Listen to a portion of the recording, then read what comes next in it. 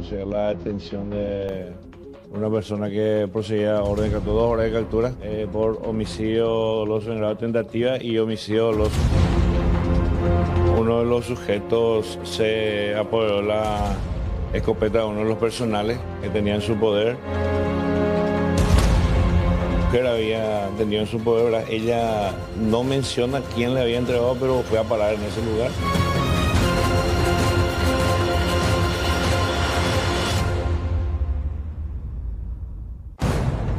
Me venía pasando y venía amenazando y al próximo venía, me iba a cachar porque él tenía mucho condazo, mucho poder. Él quería llevar un privado hasta que me dijo, perdí mi tiempo contigo. Y me dijo que él siempre consigue lo que quiere. No pude contenerme, en esa circunstancia perdí el control ahí. Era un tenedor y un cuchillo. Ahí perdí el conocimiento de lo que hice. No pude mantenerme sereno de la presión. Bueno, vamos a ampliar este testimonio prácticamente de manera exclusiva su declaración. Estamos hablando del militar detenido. Fiorella estuvo allí, conversó con él y vamos a tener también más detalles en torno a la investigación del caso. Fiorella, adelante.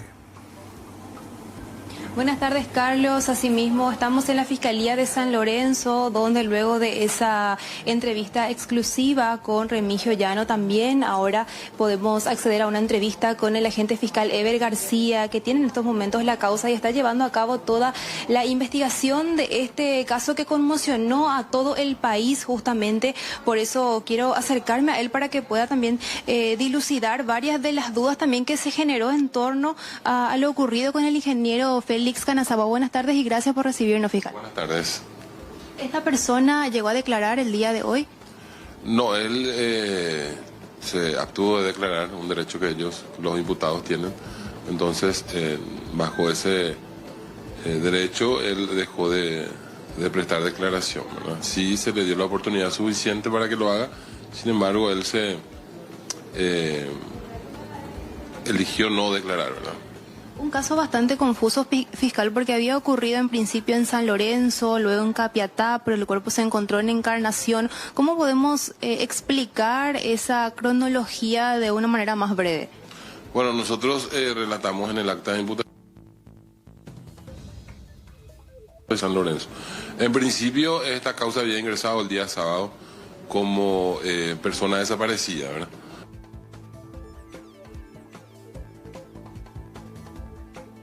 En un momento que podía tratarse. Bueno, vamos a mejorar la comunicación. Tenemos un pequeño inconveniente. A pedir a Fiorella ahí con el equipo si podemos ver con el sistema de cámara a ver qué está pasando. Vamos a retomar en instantes nada más esta comunicación muy importante con el fiscal que está investigando esta causa, reiteramos, en torno a la investigación del caso Félix Canazacua, que según para la policía prácticamente ya tiene todos las partes de este rompecabezas. Toda la cronología. Sí, vamos a retomar, a ver. El supuesto autor, el señor Remigio, había llevado el cuerpo con la camioneta hasta la zona. Inconvenientes con la señal. Entonces, ¿esto había iniciado el día sábado? La causa en sí ingresó el día sábado, como desaparición de personas. Después, antisecuestro. Y ayer volvió a esta unidad. Bueno, vamos a mejorar. No sé si Fiorella me escucha. Ahí con el compañero camarógrafo, creo que ahí podemos ajustar algunas cositas con la gente de producción. Pero, mientras tanto, queremos compartir con ustedes precisamente esta entrevista que ella logró, habló con el vicesargento. A Remigio Rubén Llano. Exactamente, conversó con él y él tiró datos interesantes de qué, según su versión, qué fue lo que pudo haber ocurrido esa noche madrugada. Vamos a escuchar. Venía pasando y venía amenazando y el último no pudo aguantar, no pude. ¿Vos viniste acá a Asunción? Vine a hacer una gestión de licencia. Él me fío. Si es verdad, me fío porque tener mucha cola de calle. ¿Y qué te decía? El señor venía, me iba a cachar porque él tenía mucho condazo, mucho poder. Él manejaba mucho doble en un día, yo movía Yo solamente me manejaba un sueldito chiquitito y no podía comer. ¿Y dónde vos te ibas a quedar? Cerca de la terminal como peor. Y al final él me llamó otra vez y yo si no venía te iba a cachar. Me quería llevar en un privado cerca de Salem. Entonces todo el igual, así que no sé qué te dice. Él agarró mi pertenencia y no me quiso nada. Me dijo que me agacharon más que la cama te va a ver, mi familia te va a ver, me quedé en su casa y me llevé a ver. Jesús, no sé si dentro de tu casa hay circuito, pero yo pensé que la puerta y la ventana para salir, no sé. Y él se enojó en la dirección y empezó a perseguirme como loco, ¿no? ¿Y después qué pasó? Le dije me dijo que me iba a soltar. Para que yo agarrara mi colectivo, para que yo me vaya a la ciudad de Encarnación. Estamos pudiendo y toda la noche yo me iba ahí rondando por toda la casa. Y yo sentado en la mesa, así me iba, hasta que me dijo, perdí mi tiempo contigo. Y me dijo que él siempre consigue lo que quiere. Y al final me dijo, bueno, te voy a llevar en la calle para que agarre tu colectivo para que te vayan. Y me llevó y aún así, después llegamos al lugar y estacionó el vehículo y me dijo que él siempre consigue lo que quiere, me dijo. Y se abalanzó encima mío. ¿Dentro del vehículo? Dentro del vehículo. ¿Vos estabas atrás cuando eso? Atrás, yo siempre me agachaba en la orilla. Eso fue cuando llegaron a Capiatá. Llegamos al lugar, yo no conozco ese lugar, pero cerca de una ruta, Y ahí vos tenías que abordar tu colectivo. Ahí me dijo que tenía que agarrar. Y te volvió a insistir en ese momento. Ahí me agarró de mi dedo y luego me puso ahí un puñetazo por el cuello. El señor se iba ahí en su quinta, algo así, yo tengo entendido. Y tenía elemento pulsante ahí en su camioneta. No pude contenerme, en esa circunstancia perdí el control ahí. Él tenía entonces el objeto cortopunzante ahí dentro de la camioneta. Tenía uno que iba a llevar en su quinta. ¿Y era una tijera, un cuchillo? Era un tenedor y un cuchillo. ¿Y ese vos agarraste? Ahí perdí el conocimiento de lo que hice. No pude mantenerme sereno de la presión. Pero siempre vos estabas en el asiento de atrás. Siempre en el asiento de atrás. Ahí de atrás, entonces Él agarró el asiento, puso más hacia atrás y puso el botoncito para que el asiento se doble hacia atrás. El respaldero del asiento, entonces él activó. Y ahí fue que me alertó. Ahí está, este testimonio exclusivo relatando según su versión de lo que pudo haber ocurrido esa noche madrugada entre él y el ingeniero Kanazawa. Fiorella, vamos a retomar la comunicación contigo desde la Fiscalía de San Lorenzo. Adelante. Asimismo, renovamos el saludo, Carlos, para hablar con el fiscal Eber García, que nos recibió muy amablemente aquí en su despacho para conocer más detalles acerca de esta investigación que realmente conmocionó a todo el país en el transcurso de estos últimos días. Él nos relataba justamente que el detenido Remigio Llano se abstuvo a declarar el día de hoy, pero ya queremos consultarle también más detalles acerca de lo ocurrido con la cronología para ser más específicos también, fiscal. Sí, buenos días. Sí, exactamente es así. Estaba relatando de que el hecho ocurrió en la ciudad de San Lorenzo, por eso volvió a esta unidad fiscal. En principio, el sábado se realizó la denuncia como un hecho de desaparición de personas. Sin embargo, después se pudo obtener la identidad de una persona que había sido hallada muerta en la zona de San Pedro del Paraná. Entonces, el hecho en sí habría ocurrido de la siguiente manera. La víctima en este caso y el supuesto autor estaban en el domicilio del primero, ¿verdad? Después salieron del lugar como para que el hoy imputado vaya hasta la ciudad de Encarnación, según había manifestado, y en el trayecto para esperar el supuesto colectivo habrían tenido un inconveniente o una discusión entre ellos, lo cual arrojó que el imputado hoy en día haya reaccionado y haya acabado con la vida del señor Kanazawa. ¿Se maneja la información de que él haya frecuentado en alguna otra ocasión la vivienda de la víctima? Sí, esa información la tenemos también ya en la carpeta fiscal, que eran conocidos de hace tiempo. El ahora imputado inclusive manifestó que se conocían hace varios años, pero no había ocurrido más que eso, mantenían contacto vía redes sociales. Nosotros tenemos la información de que ellos se conocían desde el 2018. Sí, y que él frecuentaba la casa. ¿Se puede hablar de una relación sentimental?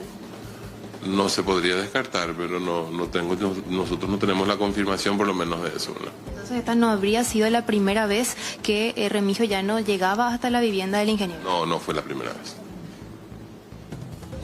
Y mencionaron algo, porque inclusive Remigio también llegó a decir en una entrevista con nosotros que el ingeniero le había llaveado al ingresar a la casa. No, él, como usted dijo en principio, él se abstuvo de declarar. Nosotros no tenemos una declaración, o sea, no hay una declaración de él, por lo menos formalmente, en la fiscalía. Lo que él haya manifestado ante la prensa o demás, no desconocemos totalmente.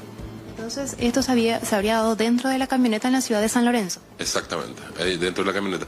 De hecho, que anoche la camioneta se trasladó hasta la Dirección de Criminalística, donde se le hicieron también ya los exámenes correspondientes y que vamos a tener en breve seguramente los resultados de eso. ¿Se descarta entonces esa versión de que lo habría llevado a la ciudad de Capiatá para abordar la unidad de transporte que lo llevaría hasta Encarnación? No, o sea, no se descarta esa hipótesis, solo que por el camino antes de llegar a destino hubo un inconveniente y ese momento fue ya en la zona de San Lorenzo. Es así. Y luego esta persona lo lleva el cuerpo en la parte de atrás. ¿Cómo hace para trasladar? La parte de atrás. Llevó hasta la ciudad de San Pedro del Paraná, en donde arrojó el cuerpo, y después él se fue hasta Alto Verá, de donde es originalmente él. ¿Tienen algunos registros, imágenes, videos de ese trayecto desde San Lorenzo hasta San Pedro del Paraná? No, por el momento no. Tenemos nosotros solicitudes, sí, de los videos de las cámaras de los peajes, porque hay 2 peajes en el camino antes de llegar a San Pedro del Paraná. Y también otros pedidos en relación a ese trayecto. ¿A qué hora aproximadamente él llegó a la zona de Itapúa? En horas de la mañana, tengo entendido que llegó más o menos a las 6 de la mañana, en las 5:30, 6 de la mañana en esa zona. Y a unos metros de una comisaría inclusive decide abandonar el cuerpo. No hay una comisaría cercana en ese lugar, pues yo conozco porque estuve mucho tiempo en ese lugar. Está más o menos a 5 kilómetros del casco urbano de la ciudad de San Pedro del Paraná, un lugar denominado Ermita. ¿Y incautar el arma que habría utilizado el militar, el arma blanca? Se levantó en unos allanamientos, o sea, se levantó algunos instrumentos que podrían tener relación con el hecho en la ciudad de Encarnación. Eran tijeras y otros elementos también. Sí se levantó algunos elementos. Se llegó a hablar inclusive de unos utensilios de cocina que tenía guardado el ingeniero en su camioneta, que aparentemente tenía guardados para llevarlo a una casa quinta. Sí, hay varios elementos, ¿verdad? Hay, como le dije, tijeras, cuchillos, entre otras cuestiones, inclusive hay piolas también que se encontraron, ¿verdad? Que podían haberse utilizado. Entonces, también el militar, al abandonar el cuerpo, va a la casa de lo que sería su hermana. Claro, en la ciudad de Encarnación, es donde él hizo algunas transacciones, o sea, hizo una transacción ya con la tarjeta del señor Kanazawa, comprando 3 teléfonos iPhone por el monto de 27 millones de guaraníes. Por eso la imputación, aparte del homicidio doloso, también nosotros plantamos la imputación por el hecho de apropiación. Es así. También utilizó el dinero que le correspondía a la tarjeta y utilizó el vehículo también. Entonces, por esos motivos nosotros consideramos que era prudente también la imputación sobre el hecho punible de apropiación. Y una vez que llega a la casa de la hermana, ¿pudieron conversar con ella? ¿Ella llegó a manifestar algo, alguna sospecha? Porque su hermano llegó con una camioneta hasta el sitio, que también estaba toda ensangrentada. No, nosotros no hablamos con ellos. Como te dije, la causa ingresó de vuelta ayer a las 7 de la tarde hasta la unidad fiscal y realizamos de manera más urgente anoche a las 3 de la mañana. La camioneta llegó hasta la Dirección de Criminalística, en donde se realizó un trabajo técnico, y ahora estamos nosotros realizando los otros elementos que consideramos interesantes para la causa. Yo le quiero pedir permiso para ponerle el sistema de retorno al señor Carlos Troche y Juan Carlos Uller también en estos momentos quisieran hacerle algunas consultas. En estos momentos ya le escucha el fiscal Eber García, compañeros. Doctor García, ¿cómo te va? Buenas tardes, Carlos Troche te saluda. ¿Cómo andás, doctor? Buenas tardes, señor Carlos. Muy bien. Bueno, un gustazo. Muchas gracias por tu tiempo, tratando de entender un poquitito esta investigación. Sabemos que todo es muy preliminar, atando cabos sueltos, armando el rompecabezas con lo que se tiene actualmente. Y ya un poco más sobre las preguntas que te hacía la colega allí, tratando de entender, el hecho ocurrió. Ahora lo que se está tratando de entender es el móvil, el motivo que despertó a este hombre desde atrás, degollar literalmente al señor Félix Kanazawa. Ahora bien, lo que trato de entender es cómo, si en una discusión que surgió allí y que terminó con la muerte, cómo él tenía acceso a los pines, tanto de la tarjeta como también al acceso a la banca móvil del señor Félix Kanazawa. ¿Cómo ustedes sospechan? Él tenía la información. Y eso nosotros, por lo menos lo que sospechamos nosotros es que sí había una relación bastante afín entre ellos, lo que habría motivado que en una confianza él le había dado sus datos personales, ¿no? Eso es, o también no se descarta la posibilidad de que haya sido bajo amenazas. Claro, porque la versión, o por lo menos la manera fáctica en la que ustedes ven, es que él lo mató allí en la camioneta. No se descarta que bajo tortura o presión le haya exigido esos datos, o lo otro, claro, que es la relación de amistad previa, que eso puede determinar las conversaciones vía WhatsApp de ambos teléfonos, que presumo ya está bajo peritaje. Claro, eso se va... Sí, exactamente, tal cual, eso ya está bajo peritaje. Y la información que nosotros tenemos también es que ellos tenían ya una relación, por decirlo de alguna manera, desde hace tiempo, de años atrás. ¿Ya se conocían? Sí, señor, esa es la información que tenemos. ¿Por qué le pregunto? Porque también surgieron algunas ideas, obviamente dentro de estas conjeturas, los investigadores que aparecen y empiezan a tirar historias en las que supuestamente lo vinculan a Kanazawa con una investigación de un hecho de narcotráfico, que el hombre estaba en una cárcel donde estaban los principales detenidos. Ya habrá escuchado eso. Simplemente para tratar de irnos sobre la ruta correcta de la verdad, doctor. Hasta ahora no hay nada que lo vincula hacia ese lado. Hasta ahora nada, pero tampoco podemos descartar esa realidad. Llama un poco la atención esas circunstancias que también van a ser evaluadas en su momento. Ya, pero va a ser importante entonces la descripción de la conversación, y eso va a determinar también desde hacía cuánto ellos se conocían. Sí, señor, es así mismo. Y, a ver, fiscal, más que nada, ayer escuché también entre las cosas que estaban hablando de que este hombre, Óscar Zacarías, accedió a un préstamo en nombre de Kanazawa. ¿Cómo esto es posible teniendo en cuenta que tiene que tener ciertos parámetros a la hora de hacerlo vía banco? Esa causa en específico quedó en la ciudad de Encarnación, pero tengo entendido que ahora a través de las aplicaciones perfectamente se pueden acceder a créditos, inclusive al instante. Ahí también te da la pauta de que evidentemente el militar pudo haber cedido esos datos al otro hombre que fue hasta Encarnación. ¿Cómo es el apellido? Se llama Óscar Zacarías. Porque Zacarías. Él tenía acceso a ese tiempo. Tengo yo entendido de que la aplicación estaba abierta. Eso claro, es lo que él manifestó en su declaración. Entiendo, pero la gente que tiene, presumo que usted también, la banca móvil, eso caduca, eso pasa un par de minutos y la banca móvil se cierra y vos tenés que volver a ingresar, y por seguridad te pide o el rostro o la huella dactilar o los números de PIN, e incluso en algunos bancos, no sé si te piden un token, para transferencia te piden un código de seguridad. Claro. Sí o sí tuvo que haber accedido a esa información privilegiada para ingresar a la banca móvil. Es tal cual, así como usted dice, y todas esas circunstancias se van a ir aclarando en el transcurso de la investigación. En realidad ahora empieza la investigación. Entonces vamos a tener muchas diligencias todavía por hacer. ¿Usted ya presentó la imputación contra el militar? Sí, señor, ya se presentó la imputación. Ya, entonces el juzgado debe determinar su prisión preventiva. Exacto, nosotros solicitamos de hecho la aplicación de la prisión preventiva. Ajá. ¿Todavía él no acudió ante el juzgado?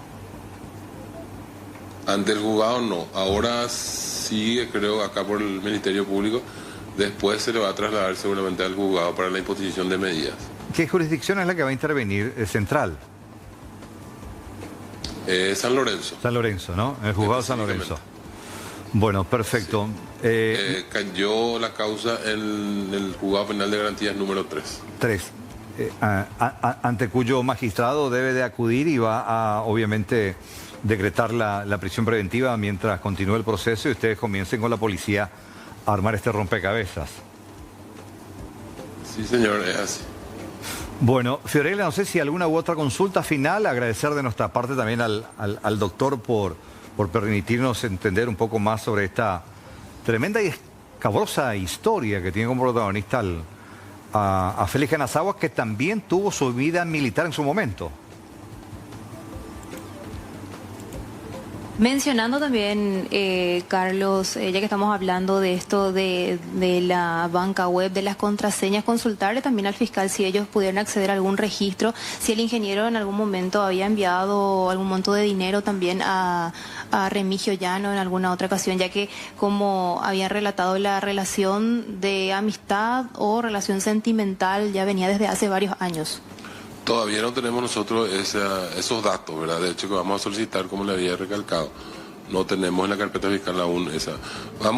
Justamente, nosotros nos interesa también cuál sería el móvil, el tiempo que ellos se habrían conocido. Todas esas cuestiones van a ser aclaradas en su momento con las diligencias que estamos solicitando. Muchas gracias también al fiscal Eber García por su tiempo. Compañeros, si tienen también ustedes alguna otra consulta, le vamos a estar trasladando también al agente fiscal aquí. Perfecto. Agradecer al fiscal por su tiempo y por esta explicación. De hecho, la investigación todavía incipiente, hay mucha tela que cortar, pero bueno, por lo menos nos echa un poco más de luz para entender la versión oficial de la investigación oficial, tanto de la Fiscalía como de la Policía, cómo habrían ocurrido los hechos. Fiorella, gracias por este contacto. Gracias a ustedes, hasta luego. Hasta luego. Y en el siguiente material vamos a hablar de quién fue el ingeniero Félix Masao Canasagua, que tenía 62 años, momento de su muerte, ingeniero en electrónica, que fue un docente muy importante. Félix Masao Canasagua Maquino nació en la ciudad de Asunción el 31 de enero del año 1964. Desde joven mostró interés por la ciencia en sus diversas formas y en el año 1993 logró el título de ingeniero electrónico y máster en gestión de empresas en la Universidad Nacional de Asunción. Fue además subteniente de infantería de reserva del Liceo Militar Acostañú y egresó con honores con el grado de subteniente de comunicaciones del Ejército y con el título de licenciado en Ciencias Militares de la Academia Militar Mariscal Francisco Solano López. Se destacó además como jefe del Departamento Técnico del Comando de Comunicaciones del Ejército Paraguayo. Como docente, Canasagua se destacó como director y fundador de la carrera de Ingeniería Aeronáutica en la Facultad Politécnica de la Universidad Nacional de Asunción. El ingeniero en el año 2020 asumió la presidencia de la Dirección Nacional de Aeronáutica Civil, DINAC por sus siglas, hasta el año 2023. Además de ser referente de la aeronáutica, también fue fundamental en el área de la mecatrónica en Paraguay y durante años logró formar a diversos profesionales destacados en el rubro de la docencia. La muerte violenta de Canasagua sigue generando conmoción. Su cuerpo sin vida fue encontrado en la zona de Potrero Ubaté, en San Pedro del Paraná, departamento de Itapúa.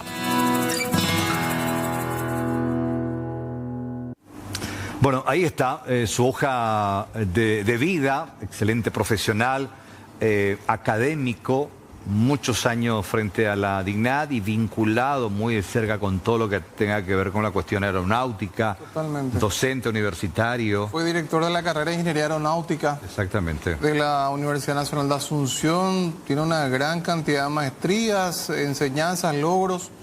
Él fue prácticamente el que armó con un grupo de estudiantes el Guaraní SAT 1. Sí, que sigue en órbita. Bueno, queremos repetir porque, quieras o no, no tiene un valor jurídico.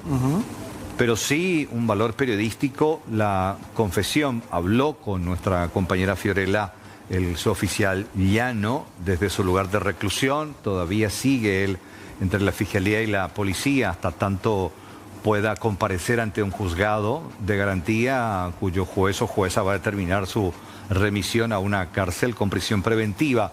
Pero esta fue la charla, y escuchen muy bien, por favor, porque cuenta detalles muy interesantes, donde también, en cierta manera, termina confesando el crimen.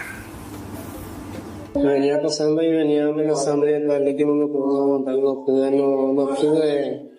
¿Vos viniste acá a Asunción? Vine a hacer una gestión de licencia.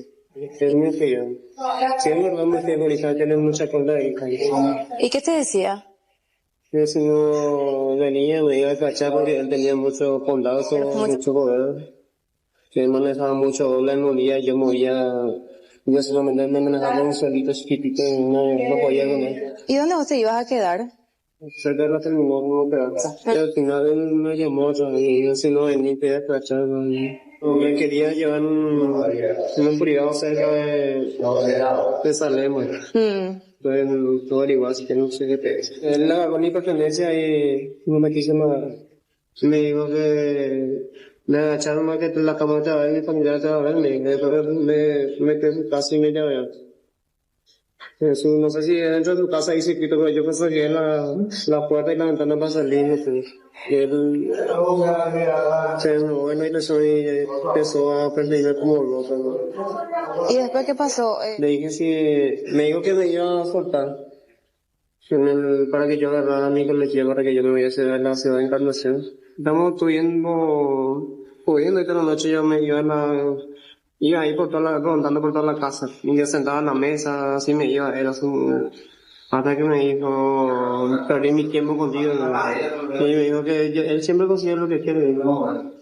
Y al final me dijo, bueno, te voy a llevar en la calle para que agarre tu colectivo para que te vayan. Y me llevó y aún así, llegamos al lugar y estacionó el vehículo y me dijo que él siempre consigue lo que quiere. Y se avanzó encima mío. ¿Dentro del vehículo? Dentro del vehículo. ¿Vos estabas atrás cuando eso? Atrás, yo siempre me agachaba a la orilla. ¿Eso fue cuando llegaron a Capiatá? Llegamos al lugar, yo no conozco ese lugar, pero sé que me gusta. ¿Y ahí vos tenías que abordar tu colectivo? Ahí me dijo que tenía que agarrar. ¿Y te volvió a insistir en ese momento? Me insistió, o sea, ahí me agarró de mi dedo y luego me puso ahí un puñetazo por el cuello. El señor se iba ahí en su quinta, algo así, yo tengo entendido. Y tenía elemento pulsante ahí en su camioneta. Y no pude contenerme, en esa circunstancia perdí el control ahí. ¿Él tenía entonces el objeto cortopunzante ahí dentro de la camioneta? Tenía uno que iba a llevar en su quinta. ¿Y era una tijera, un cuchillo? Era un tenedor y un cuchillo. ¿Y eso vos agarraste? Ahí perdí el conocimiento de lo que hice. No pude mantenerme sereno de la presión. Pero siempre vos estabas en el asiento de atrás. Siempre en el asiento de atrás. Ahí de atrás, entonces el asiento puso más hacia atrás y puso el botoncito para que el asiento se doble hacia atrás. El respaldero del asiento, entonces él activó. Y ahí es porque me anda atrás. Bueno, ahí está el testimonio del suboficial Llano. Anoche hubo un procedimiento porque el vehículo finalmente fue localizado. Aparentemente Llano terminó confesando dónde abandonó. Acompañó de cerca a la comitiva a nuestro compañero Lucas Toledo desde Encarnación. Ya lo sumamos a este contacto. Lucas, ¿cómo te va? Buenas tardes. Buenas tardes, don Carlos. Es así, ayer cerca de las 14:30 horas aproximadamente se daba aviso justamente de que en Torocané, Alto Verá, se había hallado la camioneta del ingeniero Canazagua. La camioneta estaba en una zona de mucha vegetación, un lugar en donde uno si no conoce no va a ingresar, por eso la hipótesis de que esto fue posible gracias a los datos que había brindado justamente, en este caso, el militar.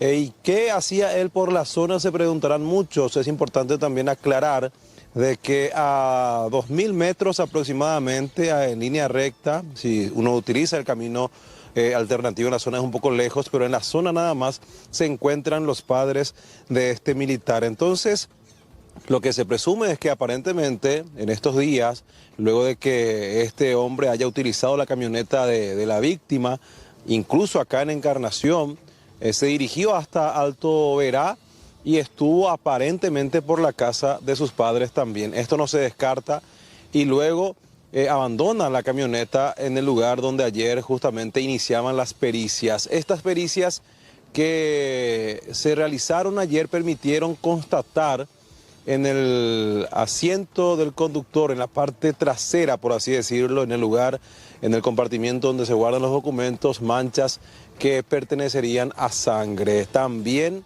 nosotros pudimos sentir un olor bastante fuerte del interior de esta camioneta en todo momento y podemos compartir, para luego ir relatando, podemos compartir lo que decía justamente el comisario general Javier Flores con relación al hallazgo de cómo se llegó, en qué condiciones se había hallado esta camioneta porque no tenía su panel central, es decir, que su equipo de GPS, pantalla, radio y demás habían quitado en las últimas horas. Esto es lo que decía ayer justamente el comisario general Flores. Ahora está finalizando el primer trabajo preliminar que realizó el Departamento de Criminalística.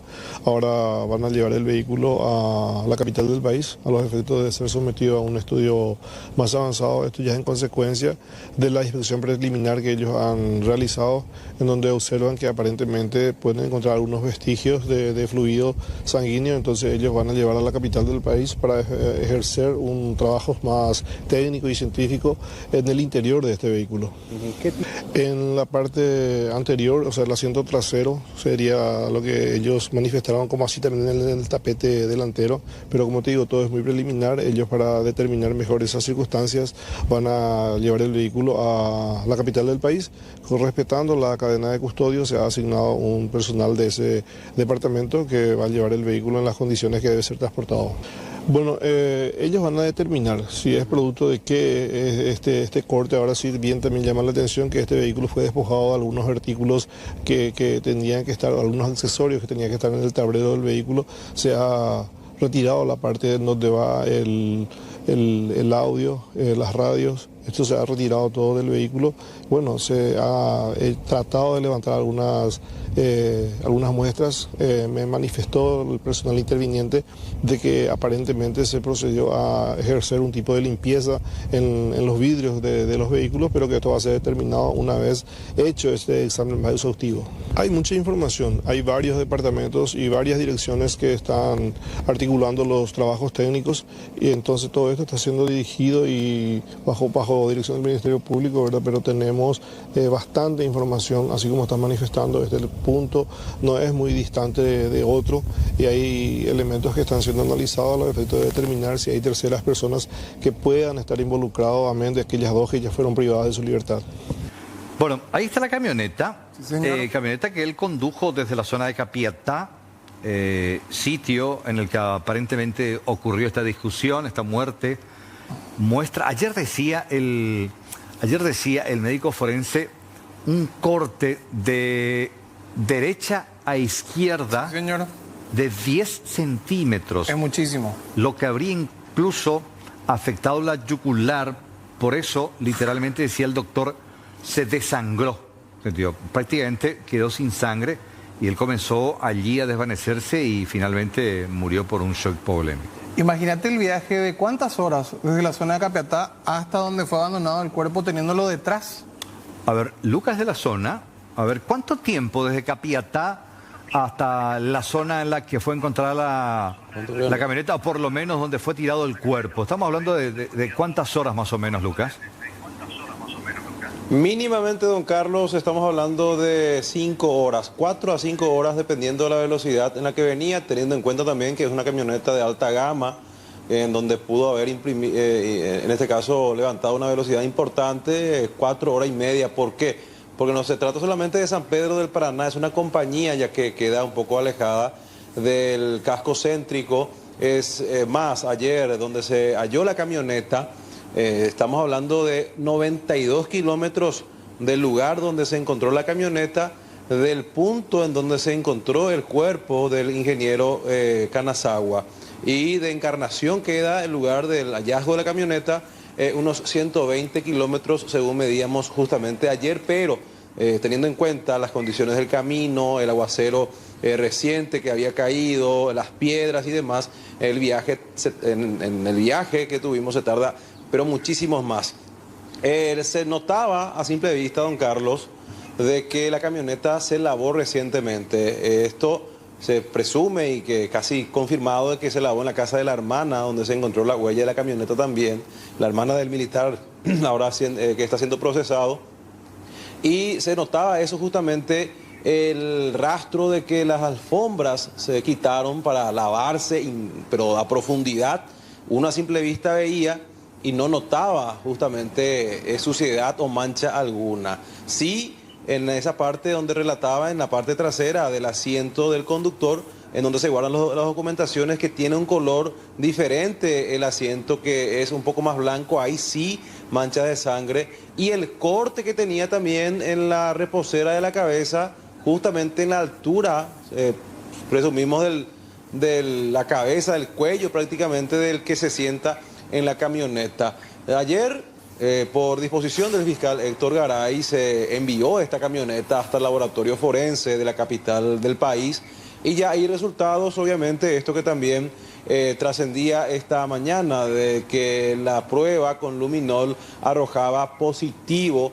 Había mucha mancha de sangre, en especial en el asiento del conductor, tanto en la parte delantera, en la parte trasera, también en otros puntos de esta camioneta en el interior. Vamos a escuchar justamente lo que decía Nelson Carballo con relación a estas pericias, la utilización de los equipos pertinentes también para detectar la presencia de sangre en esta camioneta. Se procedió a la búsqueda de indicios relacionados al hecho, no lográndose revelar rastros papilares, ya que el vehículo fue previamente lavado con agua y presumiblemente paño. En el interior del vehículo se pudo constatar manchas rojizas de aspecto sanguinolento, que se ubicaba en el compartimento del documento del asiento lado conductor. También el vehículo presentaba un hedor compatible a sustancias orgánicas.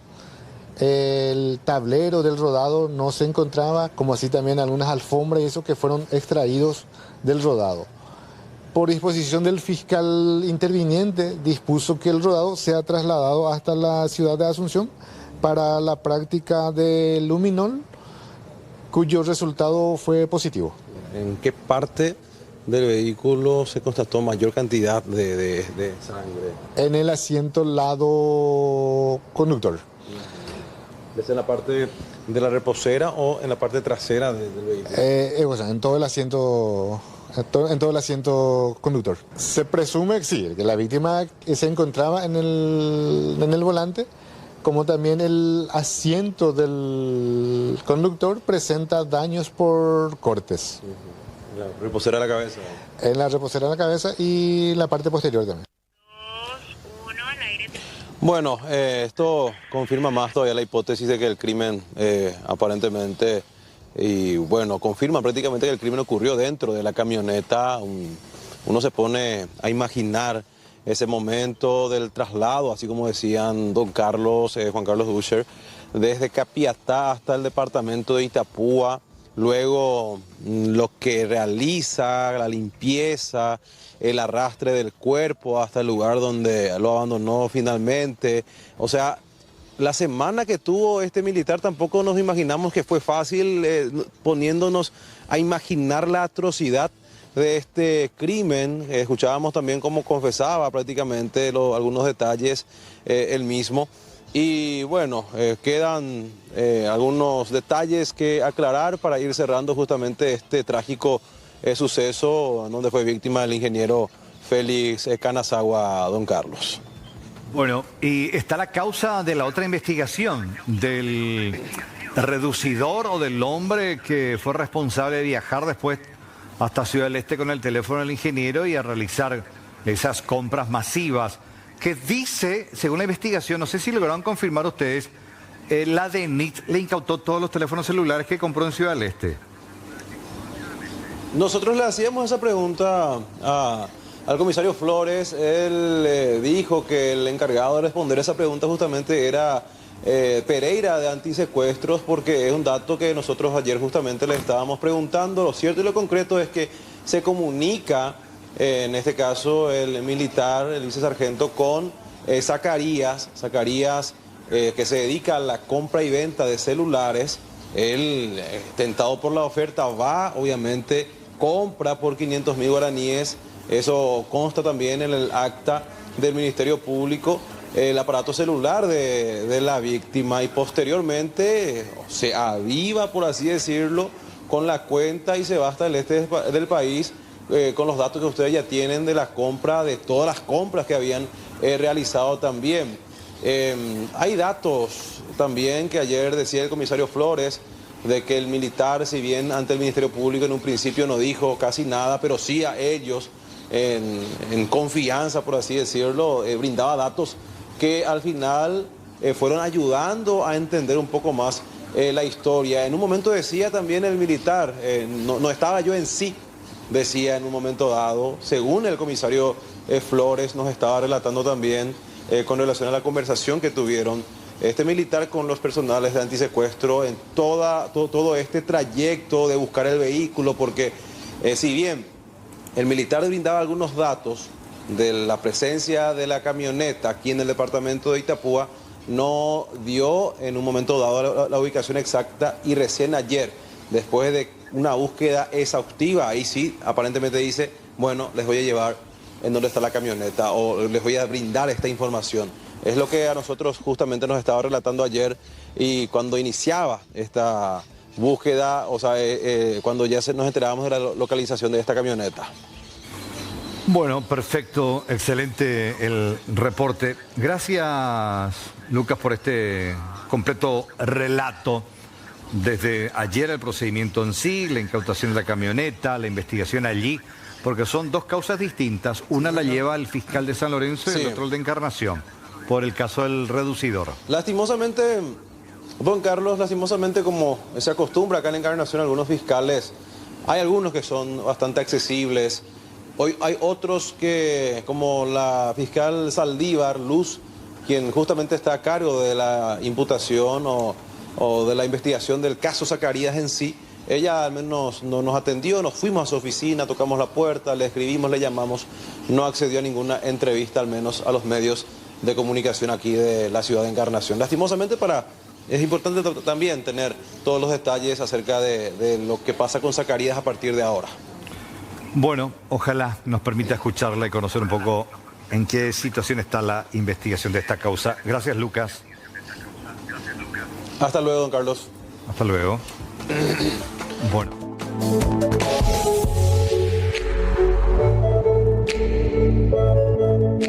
Hablemos acerca de la obligación de los empleadores de comunicar las liquidaciones salariales a través del sistema del registro obrero patronal.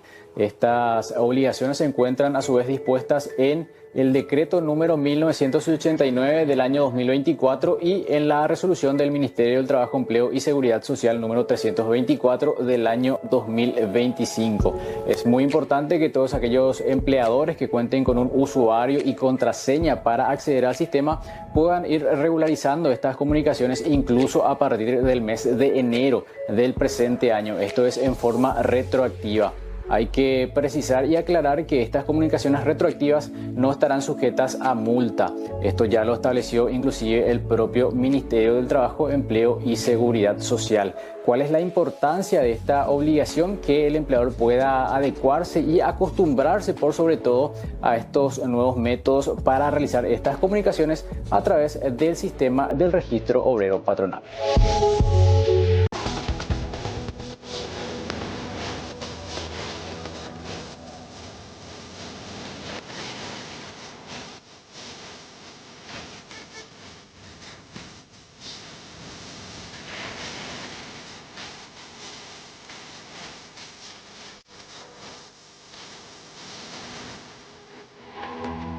Y un local gastronómico volvió a ser blanco de la delincuencia en la zona de Reducto, en la ciudad de San Lorenzo.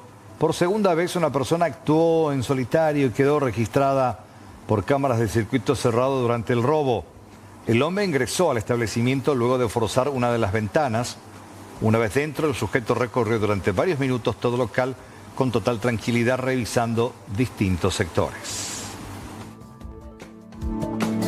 Aparentemente entraron a hurtar una licuadora y dinero en efectivo el día sábado en horas de la madrugada. Según la denuncia, eso es lo que refiere esta persona, la encargada. Según circuito cerrado, se puede divisar a la persona, que hasta el momento no estamos nosotros pudiendo saber. Queda ya a cargo de la agente de investigaciones identificar al mismo. Se lo ve perfectamente en las imágenes del circuito cerrado. En una de las imágenes sí se le ve perfectamente a este personaje. ¿Es la segunda denuncia que realizan los del... Nosotros sí, la segunda denuncia que nosotros tenemos conocimiento que se entró en ese lugar. Según lo que ellos manifiestan es aproximadamente 500.000 guaraníes. Según lo que se ve en el circuito cerrado a través de una ventana de madera. Por sola ventana.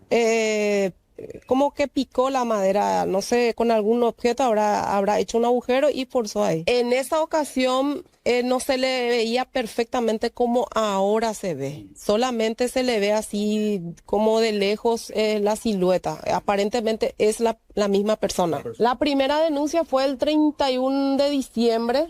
Ya ellos tomaron conocimiento el 2 y cuando eso habían solicitado presencia policial.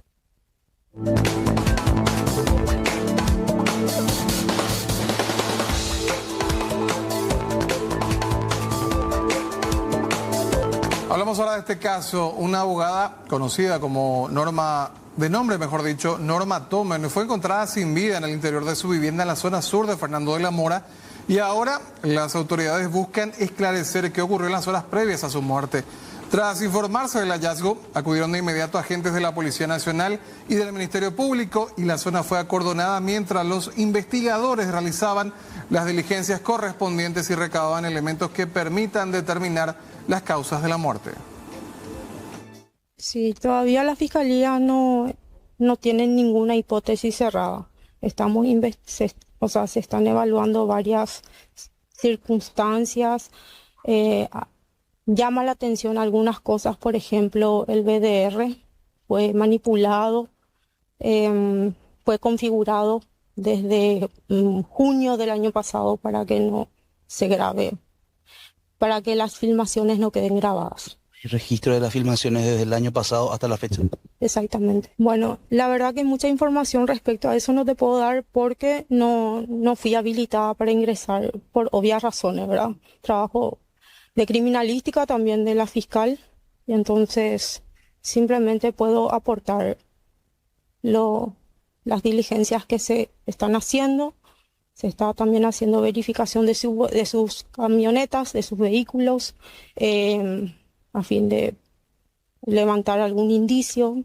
Sí, como todo abogado uno tiene casos importantes, pero nada que pueda, al menos hasta el momento, levantar sospecha de que pudo haber sido ese el conducto de este desenlace. Y se va a realizar la autopsia. Para descartar, no sabemos. Se tiene que realizar primero un pedido del juez bajo la modalidad de anticipo jurisdiccional de prueba.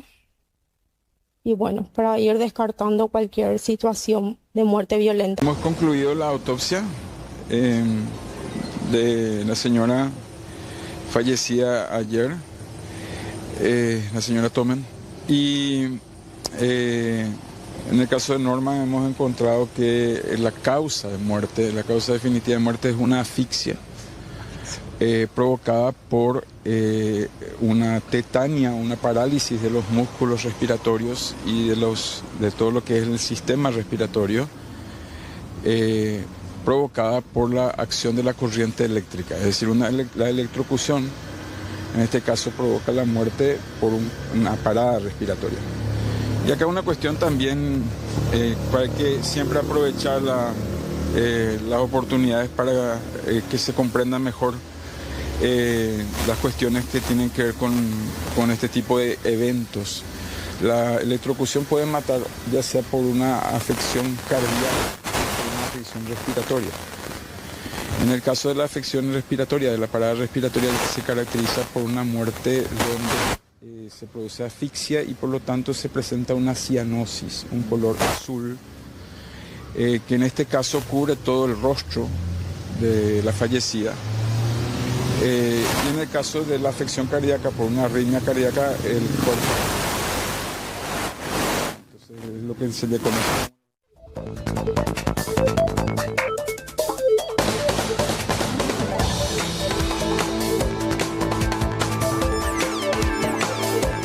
Y en otra información, el Ministerio de Economía y Finanzas informó que en enero del 2026 la Caja Fiscal registró un déficit del 39% con ingresos por 305.259 millones y egresos por 500.209 millones, lo que representa un faltante de 194.151 millones de guaraníes, unos 30 millones de dólares, cubierto con impuestos. Los sectores más deficitarios son militares, policías, docentes y magistrados, cuyos aportes resultan insuficientes frente al pago de jubilaciones. Entre el 2015 y el 2025, el déficit acumulado asciende a 11.042 billones, con una aceleración marcada en los últimos 2 años. El MEF advirtió que los recursos excedentes podrían agotarse en el mediano plazo y proyecta que en el 2027 el déficit alcanzaría 1,3% del Producto Interno Bruto, unos 506 millones de dólares. Ante este escenario, el Ejecutivo impulsa una reforma que lleva la edad mínima de jubilación a 57, aumenta aportes y modifica el cálculo del haber jubilatorio. El proyecto, ya aprobado con cambios en diputados, será tratado en el Senado el 25 de marzo, mientras sectores afectados anuncian medidas de fuerza en rechazo a las modificaciones. Este es un tema importante, urgente. No se puede esperar los 90 días para...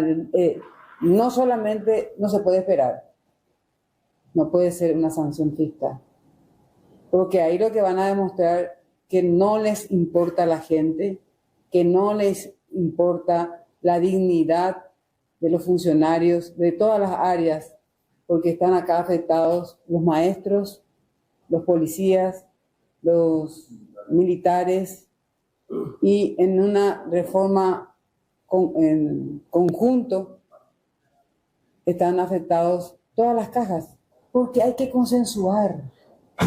¿Y cómo se consensúa? Con el diálogo y el respeto a todos. Los gremios son las voces oficiales de sus asociados.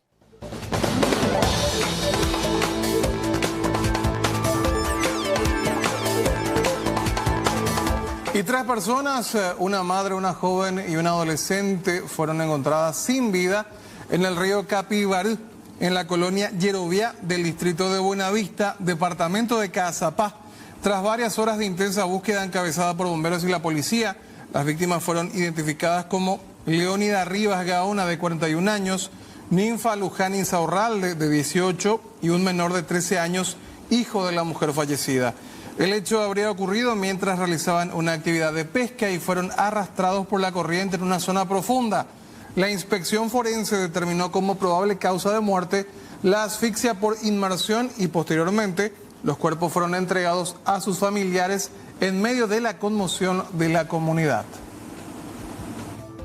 Son 2 familias que estuvieron realizando tarde de pesca y según pobladores el menor de ellos quiso refrescarse en aguas del río, que fue estirado por el agua.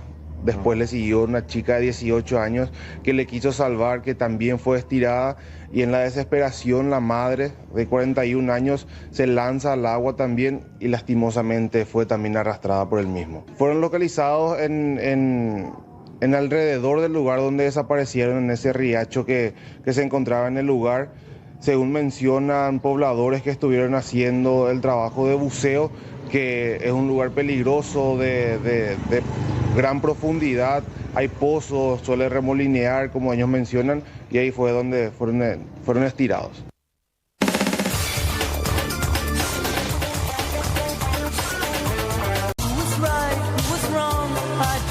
El comisario Fernando Ruiz Díaz, él es el jefe de inteligencia de antinarcóticos, informó que la operación Nexus 2 desbarató una estructura que habría utilizado el fútbol como fachada para lavar dinero del narcotráfico.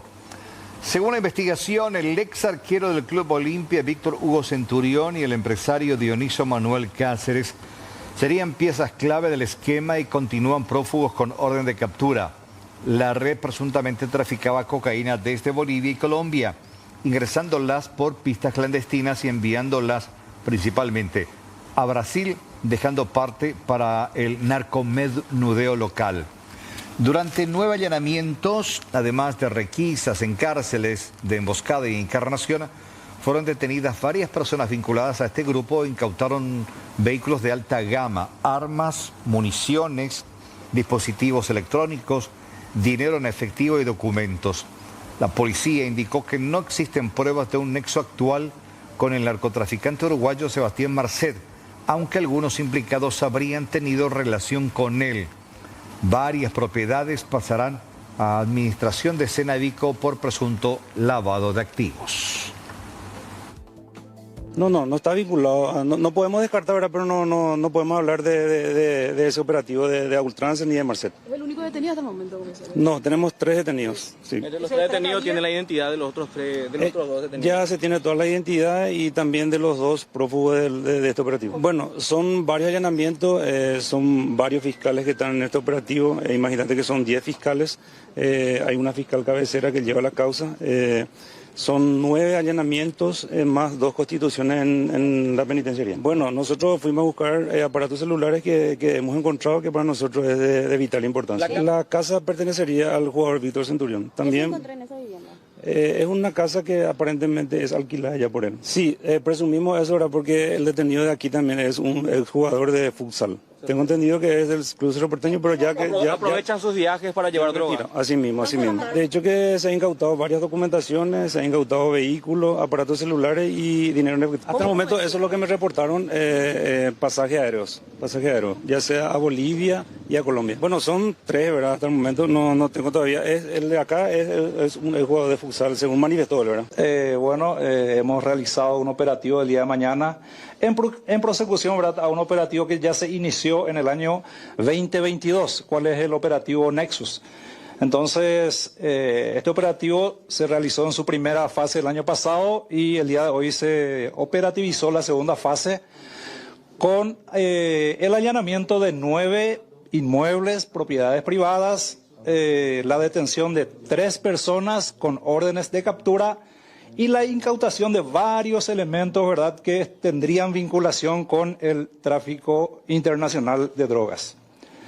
Y bueno, la Policía Nacional, a través de la Dirección General de Investigación Criminal, la Dirección contra el Crimen Organizado y la Unidad Operativa, el Departamento Antinarcóticos, está poniendo el máximo esfuerzo, ¿verdad?, para combatir este flagelo que realmente afecta a nuestro país y afecta mucho a nuestra juventud. Entonces, el máximo esfuerzo de nuestra parte para tratar de frenar y poner a disposición de la justicia a esta gente que está lucrando ilegalmente y perjudicando a nuestra sociedad. Se operativizaron 9 allanamientos en diversos puntos del país, en zonas rurales, en el interior del país, también acá en la capital y en el departamento central, en donde nos fuimos con la orden de captura de 5 personas que, según los indicios analizados por el personal técnico y también el criterio del Ministerio Público, se pudo determinar que ellos serían parte integrante o existen indicios suficientes para determinar eso, que son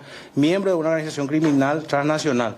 Es así que se hicieron 9 allanamientos, se hicieron 2 requisas administrativas con el apoyo también del Ministerio de Justicia, en donde pudimos incautar del poder de estos reclusos teléfonos celulares que nosotros consideramos va a ser muy importante para poder graficar toda la estructura criminal que ya tenemos ampliamente identificado y poder determinar el grado de participación de cada uno. Esta organización criminal operaba con nexos en el extranjero, especialmente con Bolivia y Colombia, de donde mediante la red de logística o de contacto que ellos tenían, ellos pedían drogas que venían en nuestro país a través de pistas clandestinas, con vuelos también irregulares que llegaban acá al país, y que luego eran distribuidos principalmente al mercado brasilero y un porcentaje también aquí en nuestro país quedaba. Ellos tenían contactos, especialmente las personas que están privadas de su libertad, con eslabones del crimen organizado en Bolivia y Colombia. Ellos eran los que prácticamente hacían el pedido, y las personas que estaban fuera eran las que se encargaban de la logística, de organizar las pistas, de recibir los envíos.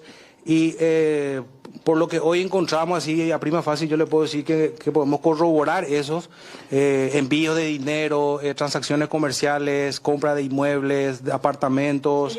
Fueron requisadas 2 celdas, una en el penal Cerezo, que es un centro penitenciario del país, y también de emboscada, en donde uno de los principales actores es Alexis González, que está procesado también por un caso vinculado al crimen organizado y el tráfico de drogas.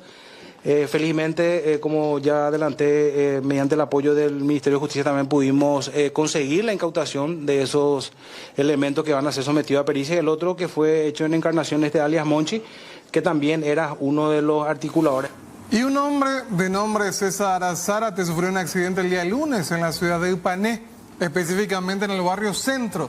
Circulaba correctamente en su motocicleta cuando, tremenda realmente la imagen, un colectivo lo impactó de lleno, dejándolo bajo las ruedas. Sí, con ni pirata que soña va al mundo ya te hace con voy a hacer. Va, él con César. Se ha pona jala se trabajo en va pon se ha jaina aputarse de golpe yo le a la colectivo aceite y se las se ha la mano más hoy de milagro la ya salva ya tu pensión y pi ya salva la se moto ni un diete ya va veando se vive más se va no se amor de veces 5 meses 6 meses de amor la no se agüe a pagar se con aula escuela y mucha familia pues está no se va a ver nada ley se ve la se muy de trabajo con ahí te va a venir que tú ya pues está inutilizado hoy. Se hoy la patrón se llega va pues en pendiente se herrero.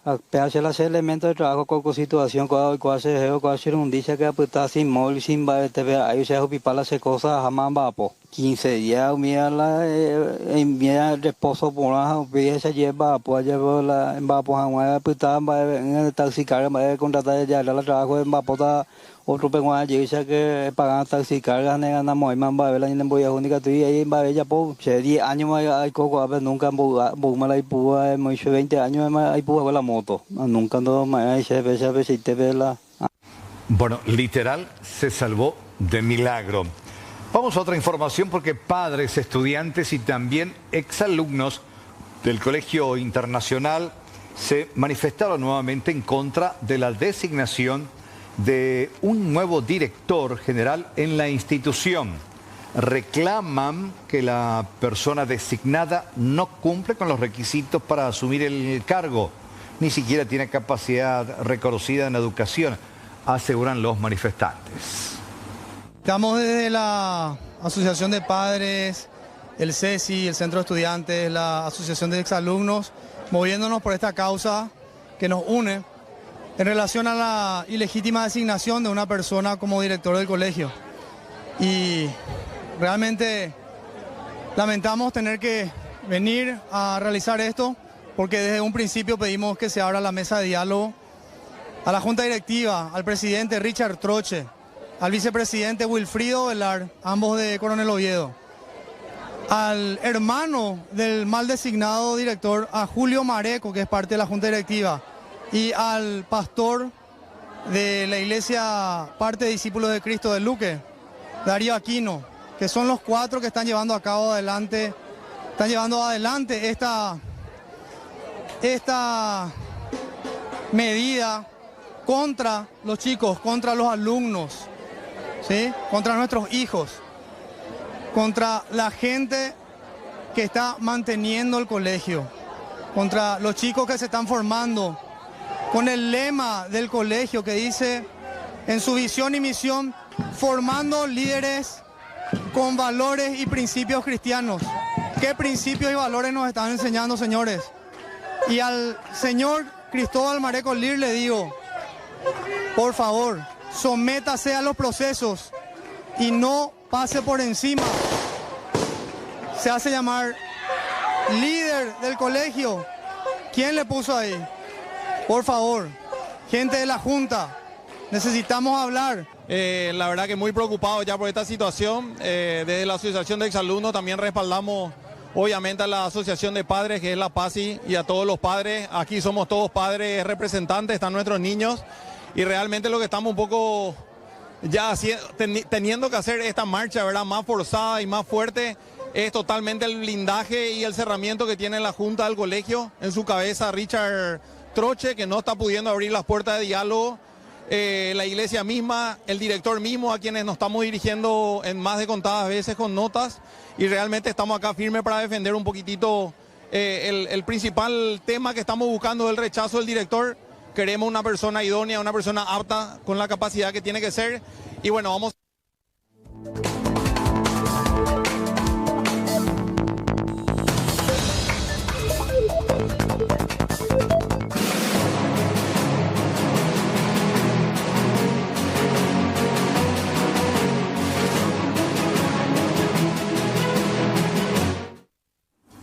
Esto está pasando ahora en el laboratorio de la Facultad Politécnica de la carrera Ingeniería Aeronáutica. Se está preparando todo para la despedida de quien fuera director de esa carrera, el ingeniero Félix Masao Kanazawa. Realmente una mente brillante que pasó por la facultad y que dejó su sello a miles y miles de estudiantes que con él aprendieron muchas cosas realmente, entre ellos a soñar con un futuro en la aeronáutica del país, teniendo en cuenta que esta es una carrera que existe por primera vez en una universidad pública y que definitivamente él fue uno de los precursores para que esto se haga realidad. Vemos en las imágenes a varios de sus colegas aguardándolo con los globos blancos, también a muchos de sus estudiantes y egresados que seguramente van a hacer esa despedida más emotiva. Veíamos a autoridades de la Universidad Nacional, incluida la rectora, la doctora Suji, que estuvo llegando hasta el sitio también para participar de esta despedida del ingeniero, Félix Kanazawa, que este mes tenía su despedida por su jubilación. El 27 de febrero tenía él su última marcación, iba a haber un acto justamente para despedirlo con todos los honores y que lamentablemente no va a poder hacerlo. 62 años y más de 30 trabajando en la Universidad Nacional de Asunción, en la Facultad Politécnica, y que hoy se despide tristemente de esta forma. La gente que lo sigue aguardando allí entonces en el laboratorio de la Facultad Politécnica.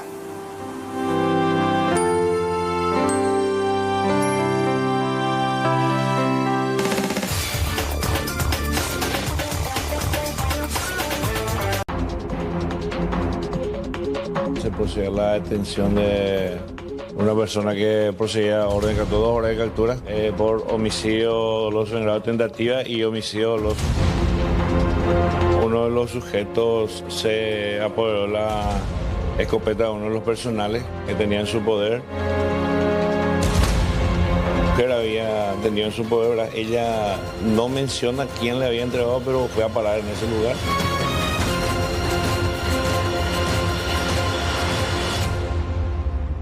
Y en el barrio Ricardo Brugada de nuestra capital se llevó adelante un operativo de alto riesgo en donde un hombre con orden de captura por homicidio fue detenido y otras 2 personas más fueron aprehendidas tras el robo de una escopeta perteneciente a la Policía Nacional, arma que finalmente fue recuperada. Durante la verificación de personas en el lugar, los intervinientes constataron que Diego Adrián Viera Villasboa, alias Frutillita, contaba con órdenes de captura vigentes por hechos de homicidio y tentativa de homicidio. Al intentar proceder a su detención, el joven habría intentado huir ingresando a una vivienda precaria, generándose momentos de tensión y forcejeos. Bueno, tras una inclusión que se realizó en horas de la noche, se procedió a la detención de una persona que procedía a orden de captura, 2 horas de captura, por homicidio doloso en grado de tentativa y homicidio doloso. Tras ese procedimiento también se generó un forcejeo así en el momento de la aprehensión, obstaculizando a los vecinos, los familiares, la aprehensión del mismo. En medio del caos, uno de los agentes fue despojado de su escopeta reglamentaria. El arma fue sustraída por un joven identificado como Carlos Alberto Cane Paniagua, quien se dio a la fuga con apoyo de otras personas. Minutos después y con apoyo de otras comisarías, los uniformados lograron recuperar la escopeta calibre 12, que se encontraba en poder de Luz María Pereira, quien también fue aprehendida. El arma en sí se pudo recuperar. Una mujer había tenido en su poder, ¿verdad? Ella no menciona quién le había entregado, pero fue a parar en ese lugar. Le comunicaron al Ministerio Público que mañana va a estar atestiguando ese hecho en la Fiscalía. La Policía Nacional confirmó la recuperación del arma y la detención del hombre con orden de captura, destacando el refuerzo del operativo en la zona tras los incidentes. El caso sigue en curso y no se descartan nuevas diligencias. Bueno, te comento que Yerba Mate Pajarito te invita a celebrar el